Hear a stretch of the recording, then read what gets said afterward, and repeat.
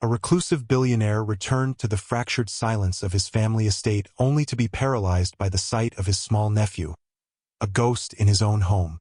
The boy, who should have been a vibrant echo of his late mother, was instead a whisper of a child, clutching a hand that was a grotesque map of pain and neglect. Why would a child be treated like a forgotten relic in a house built on love? And who truly deserved to be dragged from the shadows into the unforgiving light of truth?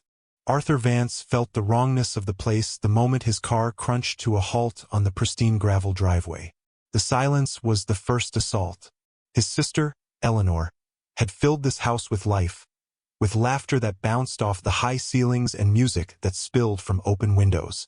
Now the silence was a physical weight, pressing in on him, the grand oak door opening not with a welcoming warmth but with the soundless, unnerving efficiency of a tomb.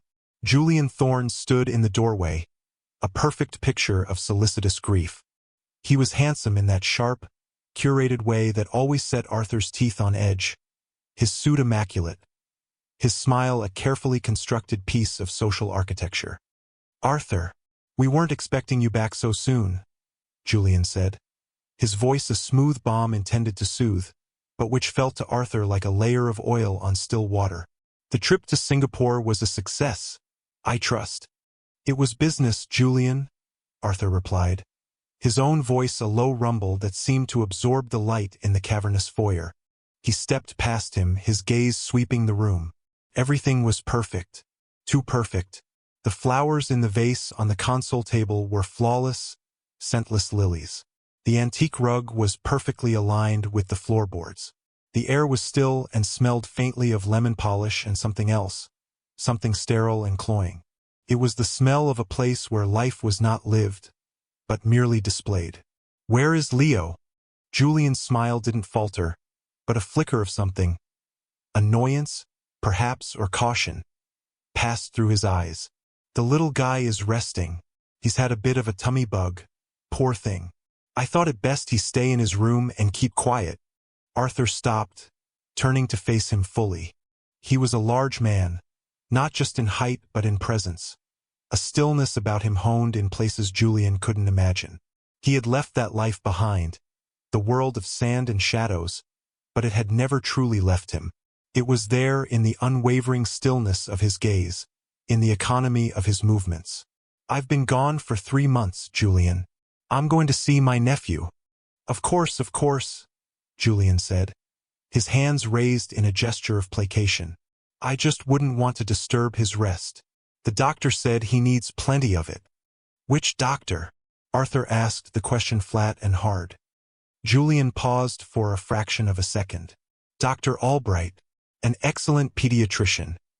Arthur's mind, a catalogue of details, found no entry for a Dr. Albright in the family's extensive list of medical contacts. Eleanor had been meticulous. He filed the detail away. "I'll be quiet," he stated, not a request but a declaration. He moved toward the grand staircase, his hand gliding over the polished banister. The wood was cold as everything else in the house. He remembered Leo, barely 4 years old, sliding down this very banister, his shrieks of joy echoing through the halls while Eleanor feigned disapproval but couldn't hide her smile. Now, the only sound was the funereal tick of a grandfather clock in the hall, counting out seconds in a house that felt like it had run out of time. Each step up the carpeted stairs felt heavier than the last. The second-floor landing was a gallery of ghosts.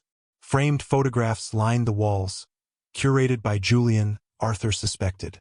There was Eleanor, beautiful and vibrant, smiling beside a preening Julian at some charity event. Another of the 3 of them, a forced family portrait where Leo looked small and lost between the 2 adults. Arthur's eyes found the one he was looking for, tucked away near the end of the hall. A candid shot of him holding a newborn Leo, the tiny infant wrapped in a blue blanket, his own face, usually a stoic mask, softened with an uncharacteristic awe. He had loved his sister, and that love had transferred, whole and undiluted, to her son. It was a promise he had made to her in the quiet of a hospital room as she faded, a promise to always be the boy's protector, a promise he was beginning to fear he had already failed. He reached Leo's door. It was closed. He could hear no sound from within. A small, cartoon dinosaur sticker, one Leo had insisted on placing there himself, was peeling at the corner. A small imperfection in an otherwise flawless corridor. Felt like a signal, a tiny flag of distress. He put his hand on the cool brass knob and pushed the door open. The room was dim, the heavy curtains drawn against the afternoon sun. The air was stuffy and stale. And in the center of the room, sitting on the edge of a perfectly made bed, was Leo. He was smaller than Arthur remembered. His shoulders slumped, his bright, curious eyes now dull and downcast. He was wearing a long-sleeved sweater, despite the oppressive warmth of the room, and he was staring at his own hands, which were clenched in his lap. He didn't look up when Arthur entered. He just sat there, a miniature statue of sorrow. "Leo?" Arthur said softly. The boy flinched, a small, violent tremor that shook his entire frame. He finally looked up, and the fear in his eyes was a physical blow. This wasn't the shyness of a child seeing a relative after a long absence. This was the deep, ingrained fear of a creature who expected pain. "Hey, buddy," Arthur said, forcing a warmth into his voice he did not feel. His insides were turning to ice. "I'm back." He knelt down, bringing himself to the boy's level, moving with a deliberate slowness. "It's me, Uncle Arthur." Leo just stared, his lower lip trembling. His gaze kept darting towards the door, as if expecting Julian to appear at any moment. Arthur noticed the boy's left hand, hidden beneath the cuff of his sweater. He was scratching at it incessantly, a frantic, repetitive motion. "What's wrong, Leo?" Arthur asked, his voice barely a whisper. "What is it?" Leo shook his head, a tiny, jerky movement. He wouldn't speak. He just kept scratching. Arthur saw a faint, angry redness peeking out from under the sleeve. "Let me see your hand, buddy," Arthur said gently. Leo recoiled, pulling his arm back and hugging it to his chest as if protecting a broken wing. A tear spilled from his eye and traced a path through the grime on his cheek. "Please, Leo," Arthur urged, his heart constricting. "Let me help." Slowly, hesitantly, the boy extended his arm. Arthur's large, scarred hands were surprisingly gentle as he took Leo's tiny wrist and carefully pushed back the thick wool cuff. And then he saw it. His breath caught in his throat. The world narrowed to the horrific sight before him. It wasn't a rash. It wasn't a bug bite. The back of Leo's hand was a swollen, inflamed mess of weeping blisters and raw, red skin. It looked like it had been scalded or burned by some kind of chemical. A crude, dirty bandage was wrapped loosely around the wrist, stained with a yellowish fluid. The smell of infection, faint but undeniable, hit him. A cold, precise rage began to build in Arthur's chest, a controlled burn that sharpened his senses. He looked from the ravaged little hand to the boy's terrified face. Leo's eyes were wide with a silent plea. "My hand hurts," the little boy finally whispered, his voice a dry, unused rasp. "And itches." The simple, childish words were more damning than any accusation. They were the sound of suffering that had been ignored, of pain that had been dismissed. Arthur gently cradled the small, damaged hand in his own, his thumb stroking the uninjured part of Leo's arm. The contrast between his own calloused, powerful hand and the boy's fragile, wounded one was a stark testament to a profound betrayal. In that moment, looking into his nephew's haunted eyes, Arthur Vance saw a reflection of a failure he had sworn he would never repeat. He saw the ghost of another promise, one made long ago and tragically broken. The ice in his veins solidified into a purpose as hard and unyielding as granite. He looked up, his gaze finding the hallway beyond the door, the domain of the smiling man downstairs. The polished floors, the scentless flowers, the perfect, suffocating order of it all. It was a facade, a carefully constructed lie hiding a rotten core of cruelty. And Arthur knew, with a certainty that settled deep in his soul, that he was going to tear it all down. He would not be quiet. He would not be gentle. He would be the storm that his sister could no longer be. He would be Leo's voice, He carefully pulled the sweater's cuff back down over the injury, hiding the evidence for a moment longer. He looked at Leo, whose tears were now flowing freely, silently. "It's okay," Arthur whispered, the words a solemn vow. "I'm here now. I'm not going anywhere. And I'm going to make it stop." He scooped the small boy into his arms. Leo felt impossibly light, like a bird with hollow bones. The child didn't resist. Instead, he buried his face in Arthur's shoulder and clung to him, a silent, desperate anchor in a terrifying sea. Carrying his precious cargo, Arthur stood up and walked out of the dim, sad room, his steps measured and deliberate. He was walking towards a confrontation, towards a war he had no intention of losing. The silence of the house was no longer just wrong. It was the sound of a crime scene, and he was the avenging force that had just stepped across the threshold. Downstairs, Julian was pouring himself a drink, the picture of casual elegance. He looked up as Arthur descended the stairs, Leo still held tightly in his arms. Julian's smile was fixed in place, but his eyes narrowed as he saw the boy. "See? I told you he was just tired," Julian said, his tone light, dismissive. "Bringing him down will only overexcite him." Arthur didn't stop until he was standing directly in front of him, the sheer difference in their physical presence making Julian take an involuntary step back. Arthur's face was a mask of cold fury, his eyes like chips of flint. "We're going to a hospital," Arthur said. The words were not spoken loudly, but they carried the weight of an iron decree. Julian's mask of pleasantry slipped. He laughed, a short, sharp sound devoid of humor. "Don't be ridiculous, Arthur. He has a stomach bug. I'm not having you drag him to an emergency room full of germs for no reason. I am his guardian." "You are his temporary guardian?" Arthur corrected him, his voice dropping even lower, becoming more dangerous. "A position you seem to have fundamentally misunderstood. Now show me his hand."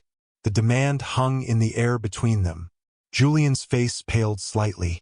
"His hand? What are you talking about?" He scratched himself playing. "That's all. His hand, Julian." The gaslighting was masterful, a seamless pivot from concern to condescension. "Arthur, I understand you're grieving, but this paranoia is unhealthy. You can't just storm in here and start making wild accusations. Leo is fine. He's a clumsy boy, he gets bumps and scrapes. Now you're upsetting him."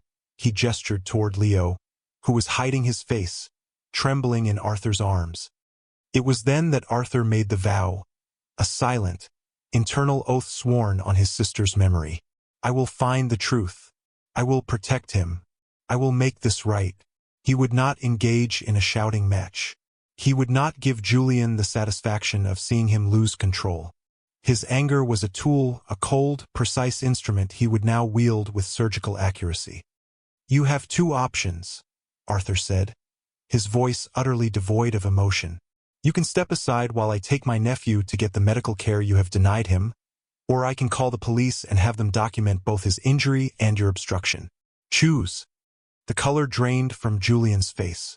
The charm, the polish, the arrogance. It all evaporated, leaving behind something small, ugly, and afraid.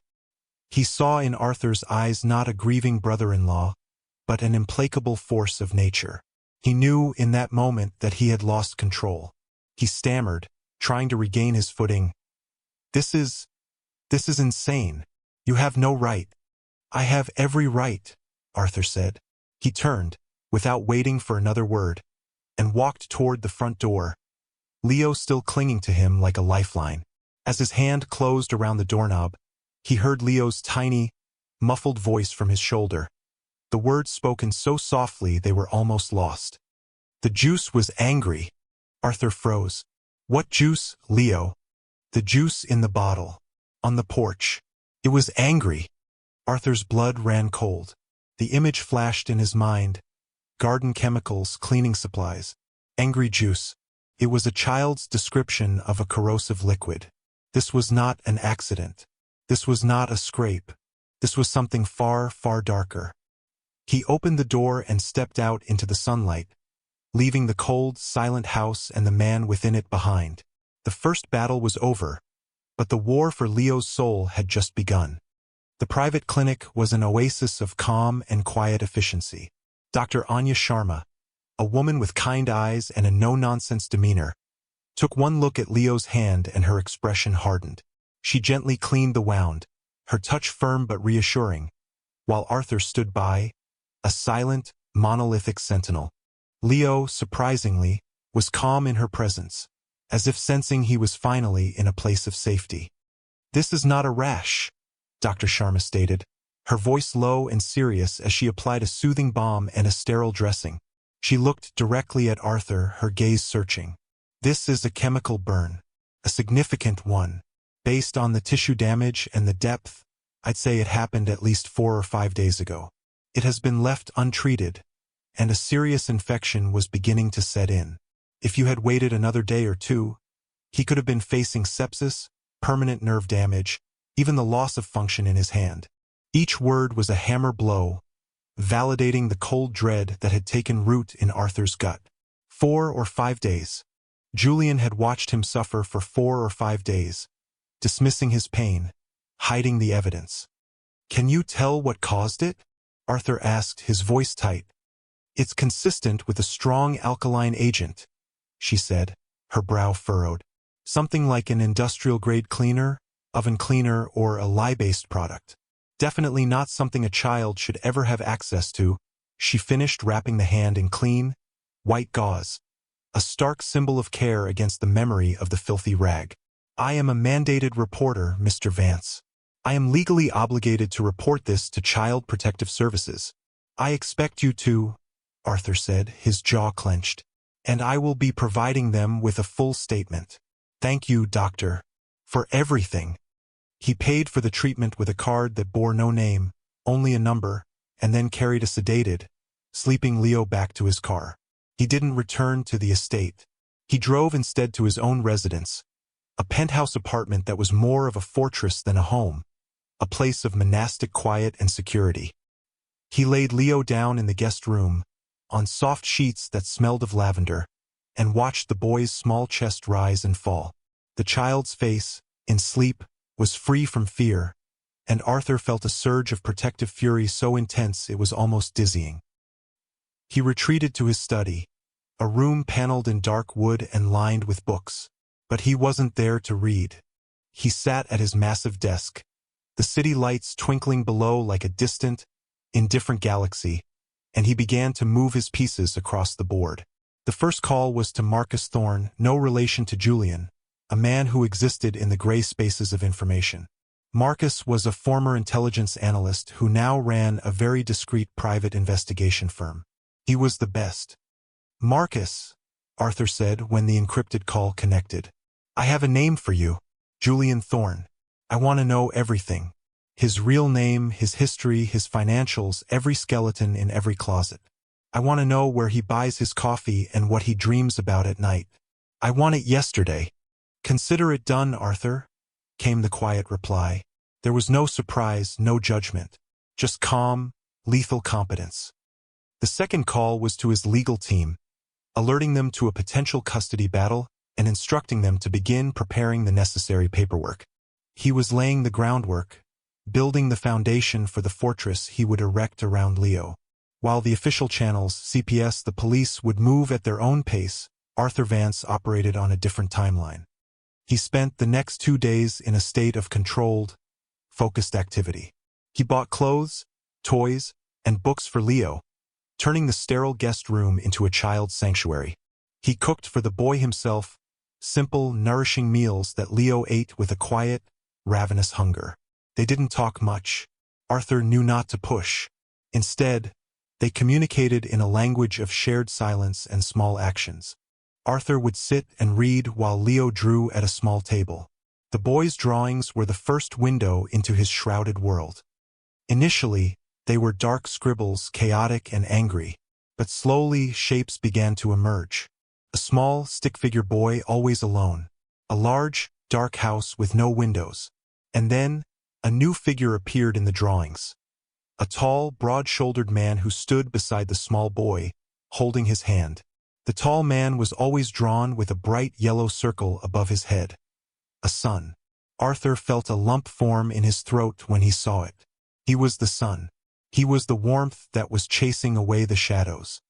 One afternoon, Leo handed him a drawing that made him pause. It depicted the small boy figure standing on a green lawn next to a shadowy, menacing figure with angry, scribbled hands. The shadow man was holding a red bottle with a skull and crossbones on it. A detail so specific, so chillingly accurate, that it stole Arthur's breath.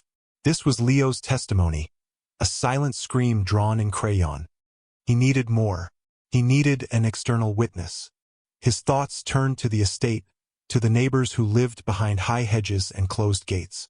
Eleanor had been friendly with the woman next door, an elderly widow named Mrs. Gable. Taking a calculated risk, he left Leo with a trusted member of his security staff, a woman with grown children of her own, and drove back to the lion's den. He didn't go to his sister's house. He parked down the street and walked to Mrs. Gable's home, a charming Tudor with a meticulously kept rose garden. He found her pruning her bushes, her movements slow and deliberate. She looked up as he approached, and a flicker of fear crossed her face when she recognized him. "Mr. Vance," she said, her voice thin and reedy. She wiped her hands on her apron, her eyes darting nervously toward the hedge that separated her property from Eleanor's. "Mrs. Gable," Arthur said, his voice gentle. "I'm sorry to disturb you. I need to ask you about Leo." The woman's face crumpled slightly. "Oh, that poor dear. I haven't seen him out in the garden in months. Not since dear Eleanor passed. Have you heard anything? Seen anything that worried you?" Mrs. Gable hesitated, twisting the fabric of her apron in her hands. "It's not my place to say."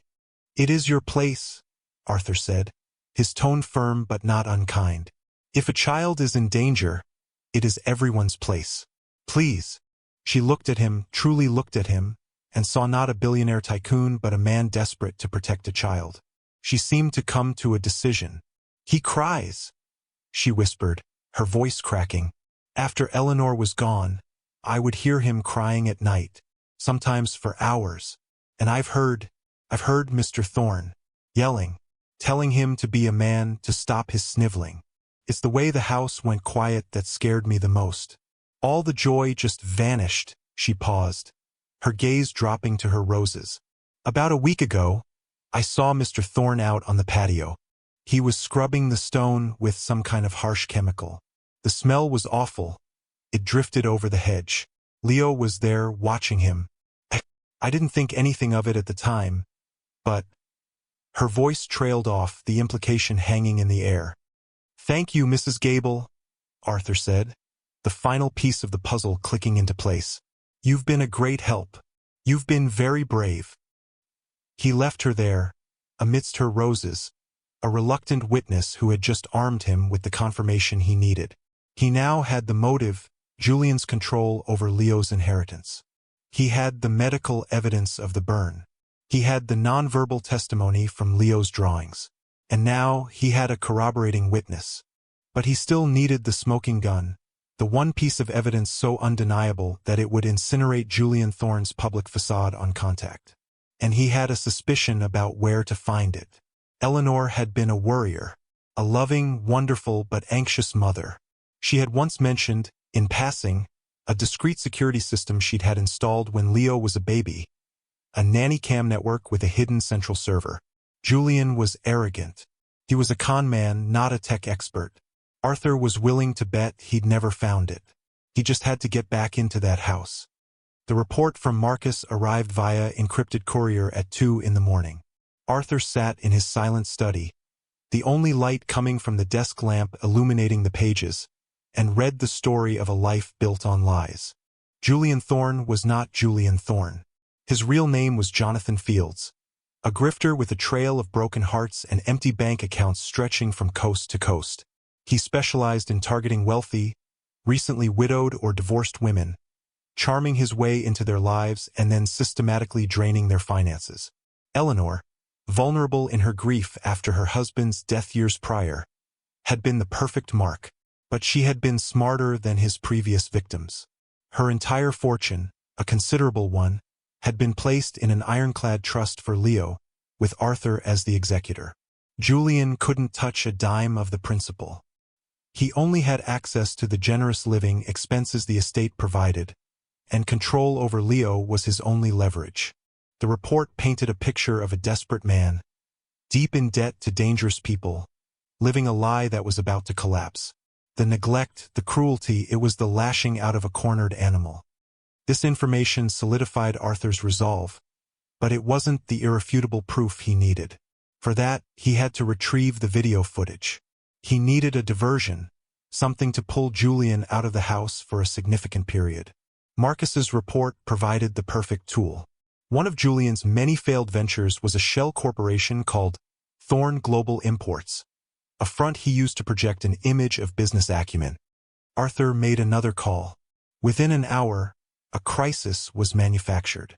A man posing as an officer from the SEC called Julian, speaking of a serious investigation into Thorn Global, demanding an immediate in-person meeting at a downtown office building, a building Arthur owned. The bait was set. Julian, terrified of his financial house of cards collapsing, would not be able to resist. At 10 o'clock the next morning, Arthur watched from a parked car down the street as Julian's sleek sports car sped out of the driveway. He gave him 20 minutes. Then, using a set of keys Eleanor had given him years ago, he let himself into the cold, silent house. It felt even more oppressive this time, a mausoleum of happy memories. He went straight to Eleanor's old office. She had loved puzzles and hidden compartments, a quirk he now prayed would work in his favor. He scanned the built-in bookshelves, his fingers tracing the spines of her favorite novels. Behind a false set of leather-bound classics, his fingers found the small, almost invisible latch. A section of the bookcase swung inward, revealing a small, climate-controlled alcove. And inside, blinking with quiet, steady green lights, was the digital video recorder and server. Julian had never found it. Arthur quickly connected his own hardened laptop to the system. He wasn't a hacker, but his former life had taught him a great deal about digital security and data extraction. He bypassed the simple password, Leo's birthday, and began downloading the files from the past several months. The progress bar on his screen was agonizingly slow. Every tick of the grandfather clock in the hall sounded like a footstep. He worked methodically, his focus absolute, one ear always listening for the sound of Julian's car. He copied files from cameras in the living room, the kitchen, the playroom, a room that, he noted with a pang of sadness, was covered in a layer of dust, and the backyard patio. Once the download was complete, he wiped the logs of his access, closed the secret panel, and left the house as silently as he had entered. Back in the security of his penthouse, with Leo safely asleep for his nap, Arthur began to watch the footage. It was a descent into a quiet hell. He saw Julian's mask of charm fall away the moment he thought he was alone with the boy. He saw Julian yanking toys from Leo's hands, calling him stupid and worthless for spilling a glass of milk. He saw him locking Leo in his room for hours at a time, ignoring the boy's muffled sobs. He saw 100 small, soul-crushing cruelties that would never leave a physical scar but were devastatingly effective at breaking a child's spirit. And then he found it. The footage from the patio camera, dated 6 days ago. The image was crystal clear. Julian, his face contorted in a mask of rage, was viciously scrubbing at a small, dark stain on the pale flagstones. He was using a black bottle with a stark red label, the same one from Leo's drawing. He sloshed the potent cleaner onto the stone. Leo, who had been sitting listlessly on the steps, wandered over, his natural childhood curiosity momentarily overriding his fear. He reached down and dipped his small hand into the foaming puddle of liquid. Arthur's breath hitched. He watched, his heart pounding, as Julian looked over, saw what the boy was doing, and did absolutely nothing. He simply turned back to his scrubbing, a cruel smirk on his face.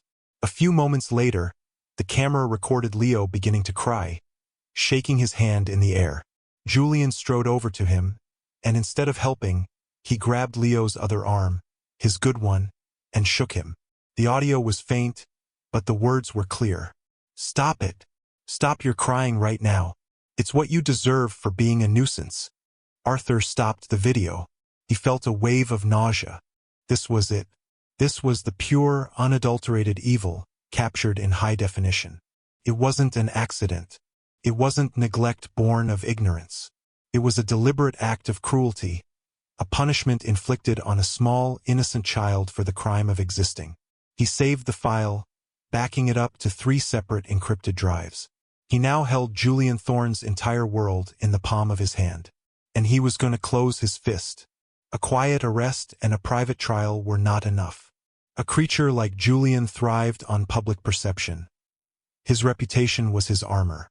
Arthur decided then and there that he would strip that armor away in the most public, most humiliating way imaginable. He would not just defeat him, he would annihilate him. Arthur Vance did not believe in half measures. To dismantle a man like Julian Thorne, he needed more than just a single piece of devastating evidence. He needed a coordinated, multi-pronged assault that would leave no room for escape, no possibility of a sympathetic narrative. His first call was to Evelyn Reed, the head of his personal legal team. Evelyn was a woman in her late 50s with silver hair pulled back in a severe bun and a mind like a steel trap. She arrived at his penthouse within the hour, her face impassive as she accepted the tablet Arthur offered her. He said nothing, simply allowing her to watch the video from the patio. He observed her as she took it in, her expression shifting from professional neutrality to a tightly controlled fury. The only sign of her emotion was the whitening of her knuckles as she gripped the tablet. When the clip ended, she looked up at him, her dark eyes blazing. "The man is a monster," she said, her voice a low, dangerous hum. "What are your instructions?" "I want him ruined," Arthur said simply. "Legally, financially, and publicly. I want full, sole, and permanent custody of Leo. I want criminal charges that will ensure he never sees the light of day again. And I want it to happen in a way that he can never recover from." Evelyn nodded, her mind already working, processing legal statutes and strategic possibilities. The video is damning. Combined with the doctor's report and the neighbor's testimony, a criminal case is a certainty. Custody will be a formality. The public element, however, requires a specific venue. It was then that Arthur revealed the final piece of his plan. Marcus's report mentioned that Julian is the guest of honor at the annual St. Jude's Children's Foundation Gala in 2 days. He used a significant portion of Eleanor's estate funds to become a primary sponsor, all to build his image as a philanthropist and child advocate. A slow, cold smile touched Evelyn's lips. "Oh, that's perfect. The irony is poetic." They spent the next hour mapping out the strategy. Evelyn would contact a trusted detective in the city's Special Victims Unit, a man she had worked with before, Detective Miller. They would present him with a complete package of the evidence, ensuring that the official gears of justice were already in motion and perfectly timed. She would also file an emergency custody petition, to be granted the morning of the gala, making Arthur Leo's legal guardian before the public confrontation even began. Arthur's next step was to secure the key witnesses. He met with Dr. Sharma again, who readily agreed to provide a formal, detailed statement and testify if needed. Her indignation on Leo's behalf was a powerful motivator. The more difficult task was Mrs. Gable. She was frightened, and Arthur knew that asking her to potentially speak out publicly was a significant burden. He visited her again, this time bringing not threats or pressure, but a simple promise. "Mrs. Gable," he said, sitting with her in her sun-drenched living room, "I know you are afraid of him, but in 2 days there will be nothing left to be afraid of. I am going to expose him for what he is, and he will be arrested. Your voice, your testimony of what you heard, could be the final nail in his coffin. I will have security for you. I will ensure you are protected. All I ask is that you consider being there." He handed her an invitation to the gala. "Your presence alone would be a statement." She looked at the elegant invitation, then at Arthur's steady, earnest face. She thought of the small boy next door, whose laughter she hadn't heard in months. "For Eleanor," she whispered, her voice trembling but firm. "And for that little boy, I'll be there." With the legal and witness elements falling into place, Arthur turned his attention to Leo. The boy was slowly beginning to thaw. He had started speaking in short, quiet sentences, asking for a glass of water, or pointing out a bird outside the window. He followed Arthur from room to room, a small, silent shadow who seemed to need the reassurance of Arthur's physical presence. He still had nightmares, waking with a muffled cry, but Arthur was always there, sitting by his bed until his breathing evened out again. The bond between them was forging in the crucible of shared grief and nascent trust, a quiet, powerful thing. Arthur knew that everything he was about to do, all the cold, calculated destruction he was about to unleash, was for the small, sleeping boy in the next room. It was the only way to guarantee that he would never have to be afraid again. Julian, meanwhile, was growing desperate. His frantic calls to Arthur's phone had gone unanswered. His texts, escalating from concern to demanding to outright threatening, were ignored. He had tried to access the estate's primary financial accounts, only to find that Arthur, as executor of the trust, had placed a temporary freeze on all major transactions, pending a review. The walls were closing in, and he knew it. His paranoia and arrogance led him to make a critical mistake. He decided to go on the offensive to frame the narrative before Arthur could. He walked into a police precinct and filed a missing persons report for Leo, combined with a harassment claim against Arthur. He told the desk sergeant a well-rehearsed story of a grieving, unstable brother-in-law who had become delusional and had kidnapped his own nephew. He was convincing, his feigned distress a masterful performance. Simultaneously, he leaked a story to a gossip columnist he had on his payroll. The headline the next morning was insidious. Grieving billionaire Arthur Vance in erratic custody dispute. The article painted Arthur as a recluse with a history of trauma from his military days, suggesting he was unfit to care for a child and that Julian, the loving and stable fiancé, was merely trying to protect his late partner's son. It was a classic countermove, an attempt to poison the well and discredit his accuser before any accusations could be made. For a few short hours, Julian felt he had regained control. He was an artist, and his medium was deception. He was confident that by the time of the gala, public sympathy would be firmly on his side. He had no idea he wasn't just bringing a knife to a gunfight. He was standing at ground zero of a nuclear detonation he himself had armed. Arthur read the article on his tablet and felt nothing but a cold sense of satisfaction. Julian was doing exactly what he had predicted. He was climbing higher and higher up the pillar of his own lies, ensuring his fall would be all the more spectacular.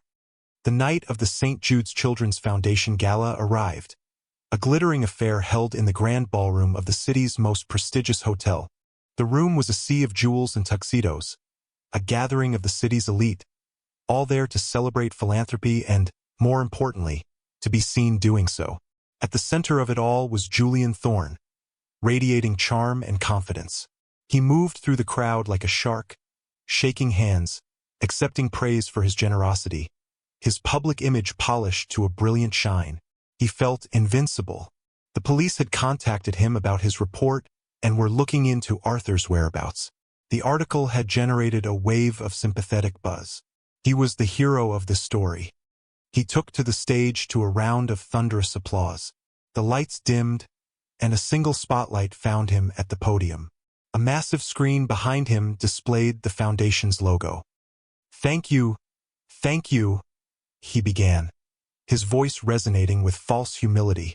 When I look out at all of your generous faces, I am reminded that there is no higher calling than to protect the most vulnerable among us, to give a voice to the voiceless, to ensure that every child has the chance to feel safe, loved, and cherished. He was in his element, the words flowing like honey. He spoke of his beloved, departed Eleanor, and his solemn duty to raise her son, Leo, in a world of kindness. He was building to his crescendo, the final appeal for donations, when a quiet commotion at the back of the ballroom drew a few heads.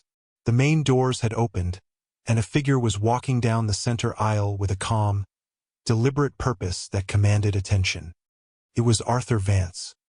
He was dressed in a perfectly tailored dark suit, his presence a vortex of silence and intensity that seemed to suck the air out of the room. The crowd murmured, parting before him as he walked. He wasn't hurrying. He didn't need to. Every eye was now on him. Julian faltered, his speech dying on his lips. A flicker of panic crossed his face before he quickly masked it with a look of pained concern. "Arthur," he said into the microphone, his voice dripping with condescension.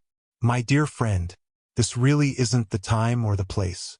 We're all very worried about you. Perhaps we can talk about this privately." Arthur reached the foot of the stage and stopped. He didn't look at Julian. He looked out at the silent, watching crowd.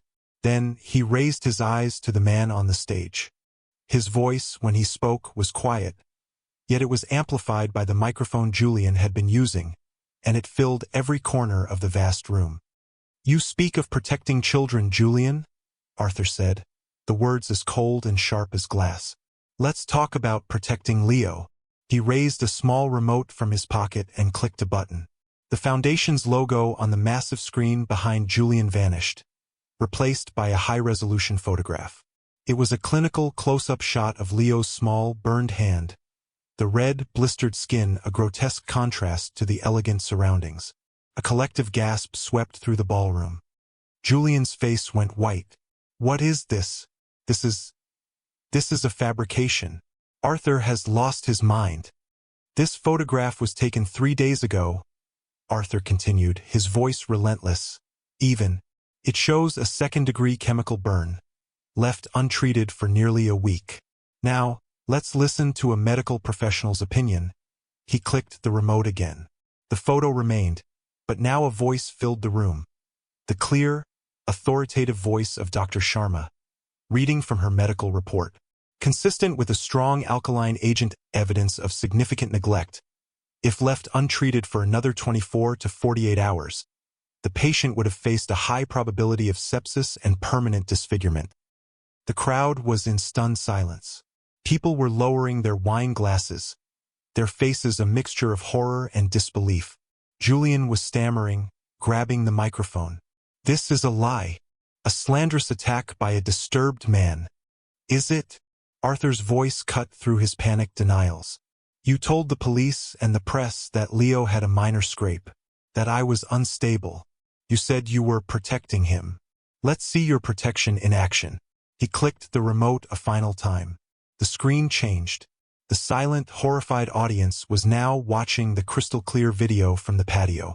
They saw Julian scrubbing the stones. They saw little Leo wander over. They saw him dip his hand into the foaming chemicals. And they saw Julian Thorne look, see the act, and turn away with a smirk. They saw him punish the boy for crying in pain. The effect was instantaneous and devastating. The illusion shattered. The handsome philanthropist was gone, replaced by the monster on the screen. The silence in the room was absolute, broken only by a single, choked sob from a woman in the front row. Julian stood frozen, his face a mask of disbelief, his skin slick with sweat under the hot stage lights. His carefully constructed world had been publicly, systematically, and irrevocably demolished in the space of 90 seconds. "No," he whispered, shaking his head. "No, you can't." As if on cue, 2 uniformed police officers and a man in a suit, Detective Miller, emerged from the wings of the stage. They moved toward Julian, their expressions grim. But the final blow didn't come from them. From a table near the front, a small, elderly woman stood up, her hands trembling. It was Mrs. Gable. Her voice was thin, but in the dead silence, it carried like a bell. "I heard him," she said, pointing a shaking finger at Julian. "I heard the little boy crying. For days. And I heard you screaming at him to stop. I heard it all. It was over. The spell was broken."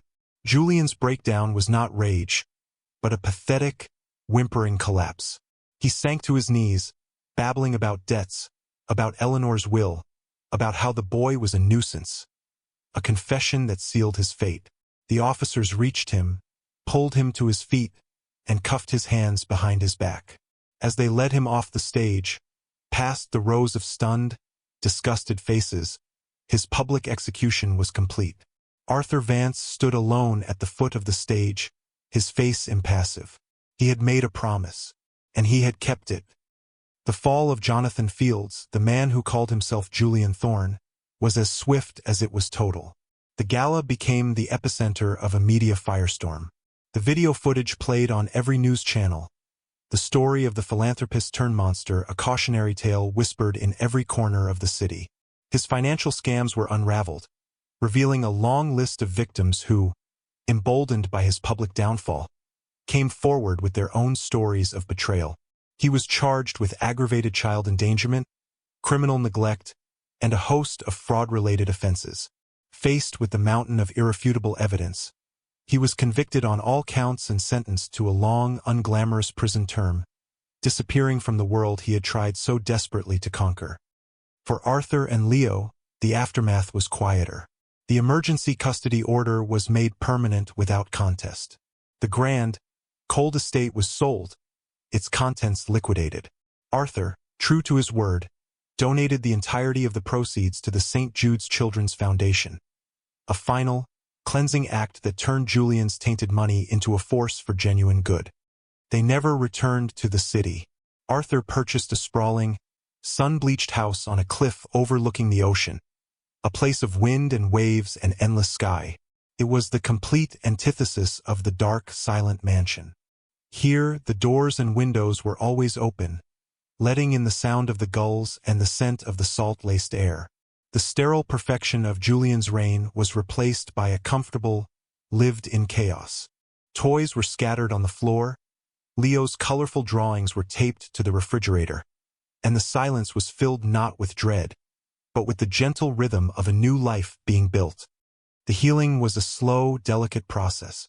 Leo's physical wounds faded, the angry red of his hand softening into a pale, silvery scar, a permanent reminder of the battle they had won. The invisible wounds took longer. For months, Leo remained mostly silent, his voice a rare and precious commodity. He was prone to startling at loud noises and would often wake in the night, his small body rigid with fear from forgotten dreams.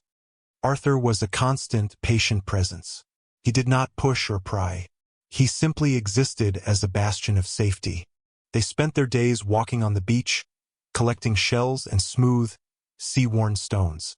Arthur taught him how to skip rocks across the waves, and the first time Leo let out a small, genuine giggle as a stone bounced 7 times before sinking, the sound was more valuable to Arthur than all the billions in his bank accounts. He read to him every night, his deep, calm voice weaving tales of dragons and distant stars, creating a world of magic to replace the one of nightmares. They built things together. They started with a complex model ship, and Arthur watched as Leo's small, scarred hand, once a source of so much pain, became deft and sure, placing tiny rigging lines and painting miniature sails. They moved on to a treehouse in the gnarled cypress tree in their yard, a fortress of their own making, with a rope ladder and a flag they had designed together, a bright yellow sun. The transformation was gradual, like the turning of a tide. The fear in Leo's eyes was replaced by curiosity. His slumped shoulders straightened. His silence began to be punctuated by questions, then observations, then stories of his own. He was a child again, blooming in the steady light of unconditional love and unwavering protection. Arthur, too, was transforming. The haunted, solitary man who had returned to a nightmare was becoming something else. In caring for Leo, in protecting him, he was healing the old wounds of his own past, mending the parts of himself he thought were broken forever. He was no longer just a guardian. He was a father in every way that mattered. The hollow ache of his sister's loss was still there, but it was now filled with the warmth and purpose of raising her son. He was not just keeping a promise. He was living it. One cool evening, about a year after they had moved to the coast, Arthur was sitting on the porch, watching the sun dip below the horizon, painting the sky in strokes of orange and purple. Leo was sitting at a small table beside him, drawing with a set of new colored pencils, his tongue stuck out in concentration. The silence between them was comfortable, a shared peace.